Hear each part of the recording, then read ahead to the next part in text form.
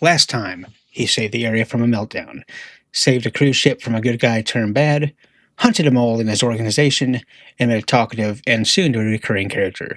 Season 1 is starting to wind down, but we got 3 more for you. This time, he saves more than just data, has to rescue a young hacker in more ways than one, and find a peaceful solution to a hijacked train. So let's rewind.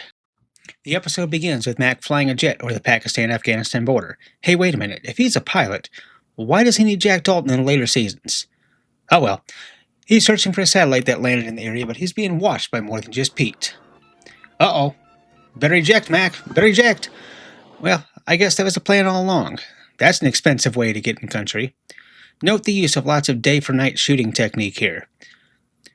Of course, wouldn't you know it, that satellite has a tamper device, which of course Mac disarms just in time, with both the locals and the Russian military looking for him.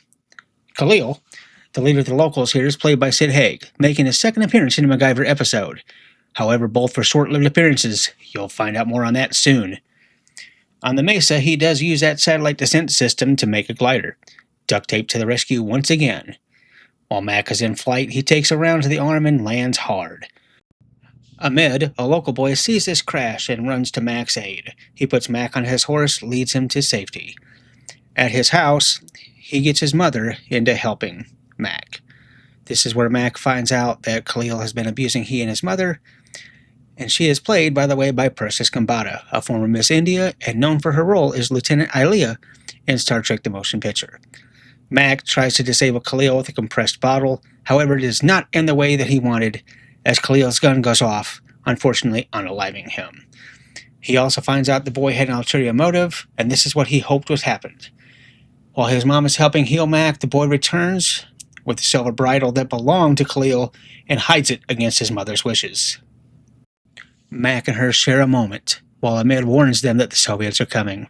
One of Khalil's men also come to the house. Khalil, of course, was the leader of the resistance. That man spots the bridle. Mac has to act fast. Takes out both men, but spares the soldier.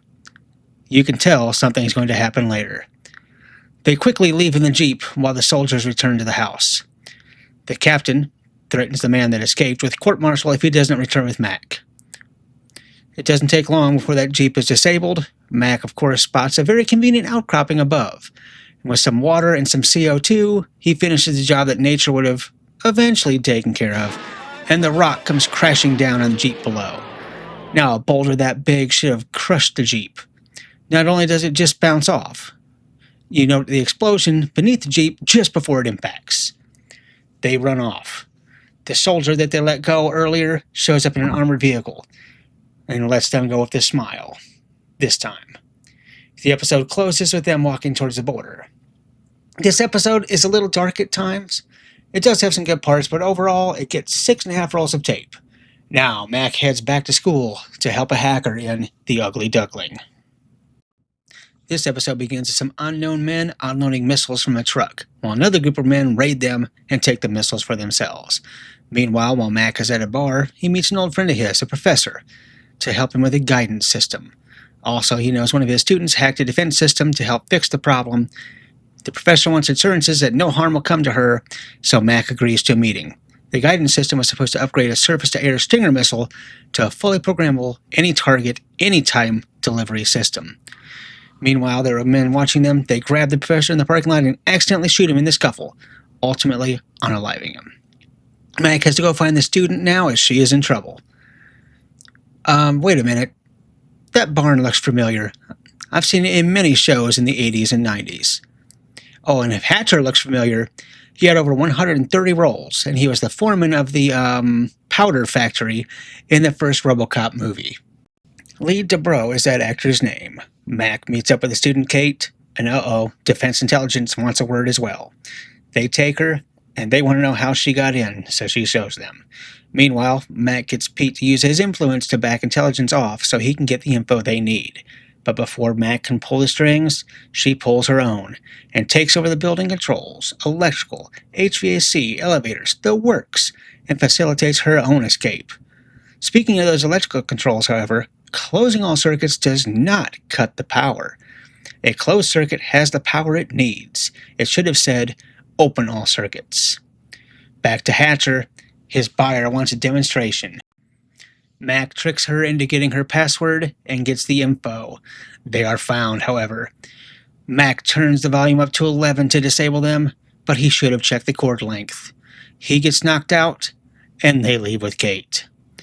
When he comes to, he searches the computer for more clues and finds a frequency. He calls the FAA to track that signal and just says this is MacGyver. Who doesn't know him?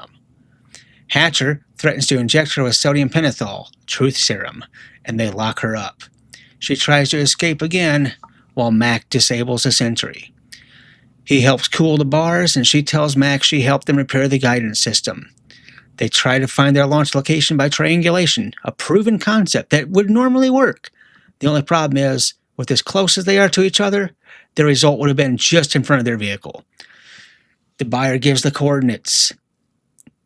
The fictional Clinton Narrows Bridge. In reality, it is in Land's End on the north end of San Francisco. They find the missile and the men.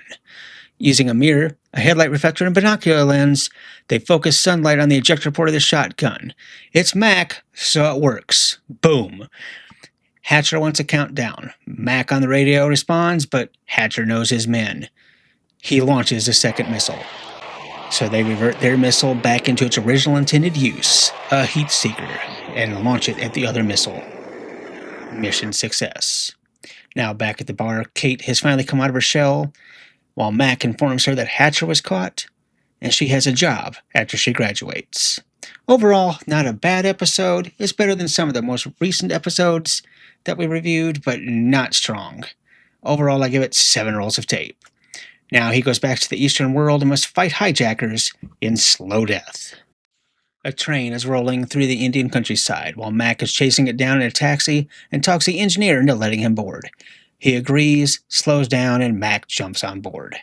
He meets a few more Americans on the train and makes a doll for a little girl.